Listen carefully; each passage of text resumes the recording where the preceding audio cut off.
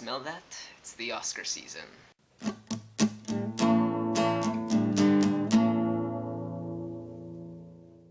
Gone Girl is directed by David Fincher, written by Gillian Flynn, who adapted her own novel of the same name, and this movie stars Ben Affleck, Rosamund Pike, Carrie Coon, Kim Dickens, Tyler Perry, and Neil Patrick Harris. So Gone Girl starts off with this guy, Nick Dunn, played by Ben Affleck, who comes home on the morning of his 5th wedding anniversary to discover that his wife, Amy Elliott Dunn, played by Rosamund Pike, is missing.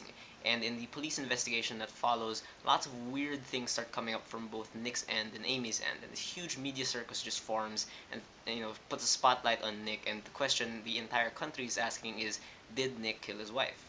Now, I was extremely excited for this movie as soon as I heard David Fincher was going to direct it, because David Fincher is one of those directors now, like, as soon as you hear that he's doing something, anything, it immediately becomes like awards buzzworthy. And Gone Girl admittedly is a very hard movie to talk about, to review, because I really just can't say a lot about it, because this movie is just full of twists and turns and stuff.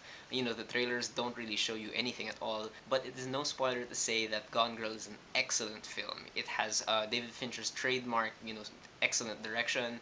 It has some tremendous performances from the cast, and has a truly incredible story that had me gripped from start to finish. First of all, if you read or watch or listen to any review for any David Fincher movie, chances are they will talk about how great the cinematography is, and it's no different here. Cinematography in Gone Girl is amazing. It's very, very crystal clear, and like the use of coloring and lighting, it really helps give this illusion of a perfect world. These characters are living in a somewhat superficially perfect society and stuff, kind of like The Social Network. But the clarity of it all also helps when bad things start happening. Like, the cinematography really just accentuates those bad things when they happen.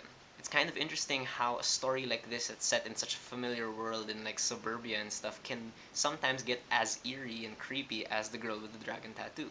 The way the camera also moves like really subtly, and how precise the framing is throughout this movie also kind of support the police procedural elements of the movie, and they also help support how somewhat cold and detached this story is from warmth and human emotion and stuff. But don't get me wrong, this movie's cold and detached, but it's very, very involved.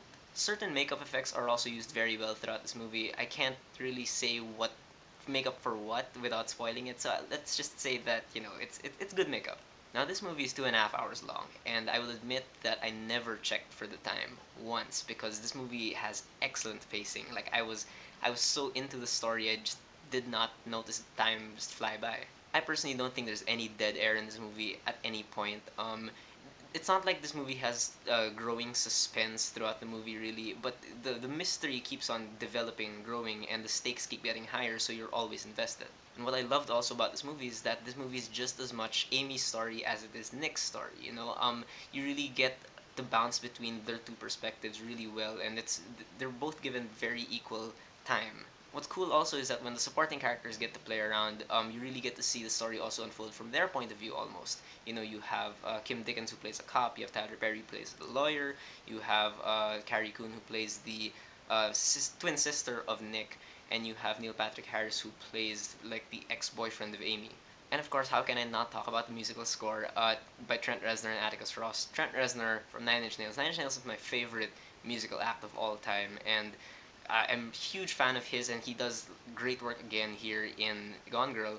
I think his music here, it really does add another layer to the scenes where there's music, because the music here can be both very delicately beautiful, like through use of very sparse piano, but there are other scenes where the music can suddenly become very unsettling, because through the use of like more electronic sounds and stuff. And Trent Reznor is just a master. But my favorite thing about the movie is definitely the story. This is such an extremely complex plot, I think, and I loved it. I loved just seeing it develop, all these twists and turns, and I really did think it ran with a lot of the revelations. What I mean by this is that this movie makes a very wise decision to start revealing like plot twists in like the middle of the movie. So they may seem ridiculous at first, but the fact that the movie runs with these twists makes you kind of accept them, and you realize how disturbing these twists really are. This movie also definitely knows how consequences factor into its story. Like, it really does try to tie up every loose end it can, and this keeps the narrative very, very tight. And it also ends up challenging the audience throughout everything that happens. As things happen, you as the audience member start to feel differently towards certain characters and certain things where previously you might have felt bad or good towards. And what I love about the characters in the story is that they're all extremely vital to telling the story. They all have a use. They all have a function, but they're not just plot devices because they're all very, very fun to follow. They're very fascinating. They all have personality. They all have their own little motivations, and they all just kind of fit into this world. And the great thing that Gillian Flynn did with her dialogue in this movie is that you really don't know who's lying or who's crazy at a certain point. Like it really plays with you because all of these characters, to a certain extent, are kind of flawed. So it's fun to kind of guess where one is headed. And in terms of acting, this movie is fantastic. First of all, if anyone's doubting Ben Affleck as a good actor, Gone Girl is going to be like the primary argument against that. He is great in this movie. He shows such surprising depth, I think, in this movie, and like real range and nuance. I think he really captures the textbook cool guy, the person you see walking around and he's smiling all the time, he gives high fives to everybody, but deep down you're thinking like, is he hiding something? And he really, really captures that, I think. In a way, Ben Affleck is somewhat in the middle of two emotions all the time. Like he never really hits one necessarily. He's always in like a gray area. And someone else who I think does something like that really well also is Carrie Coon, who plays his twin sister Margot. And I think she was great in this movie. Like she also captures that whole the feeling you have sometimes towards your friends or siblings where you love them deep down but you hate what they do sometimes. Then you've got Kim Dickens as Detective Rhonda Boney, who is really, really good as this police officer who she's very determined and to solve this case, but she doesn't make it feel like she's like a tough police officer all the time. She's very, very relatable. She's very human. Tyler Perry, for some reason, is really, really good in this movie. He also has a sense of authority when he steps on screen, but he also gives this movie like some much needed levity. He's actually kind of funny in this movie also. I've heard some people complain about Neil Patrick Harris, saying he's miscast and stuff. I personally don't think that. I don't think he's in the movie that much, so it didn't really bother me. I will agree that the character of Desi Collins, way more could have been done with this character for this movie, but for what Neil Patrick Harris brought to the table, I thought he was fine. He was suitably kind of creepy enough. But you know who steals the show in this movie? Rosamund Pike. We're talking she should get an Oscar nomination, hands down, for Best Actress, and not Best Supporting Actress. I mean, you'd expect a movie about a missing wife for that role to be like a supporting role, and no way. She is completely a lead performance in this movie, and I really can't give anything away about her character because she's the most like secretive and stuff. But this is such an overwhelmingly complex role, and she completely nails every single part of that, and she really captures like that at the center of everything that Amy does, and she goes through a lot in this movie. At the center of all of that is this really dedicated woman, and she really captures that strength. And of course, you got David Fincher, who I think really balances the tone very well in this movie. It's not as oppressively dark as The Girl with the Dragon Tattoo. He does have some fun moments. There's some fun moments in this movie, and he really is able to bounce between the perspectives really, really well. To a point where when you're watching something unfold from Amy's point of view, it also says a lot about Nick's point of view.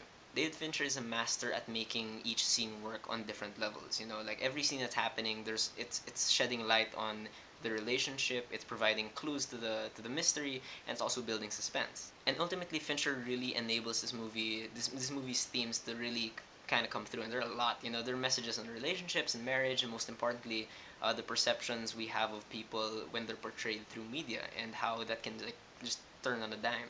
I don't think any of this message stuff was didactic at all. I really, really enjoyed all of it, especially the way this movie ended. I thought was great.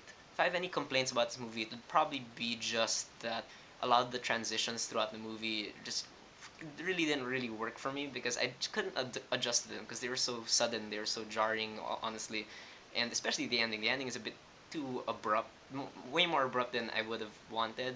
But aside from that, I think Gone Girl is an awesome movie. This is the kind of movie you have to watch seriously. I keep telling people that. It's like the kind of movie where you really have to just pay attention to everything that's happening and kind of suspend your disbelief for a while and just, give up resistance and you will love the movie. Alright, so that's my review of Gone Girl. Have you guys seen it? What do you think about it? Did you love it? Did you hate it? Whatever you thought, whether you agree with me or not, please leave me a comment. Let's have a conversation.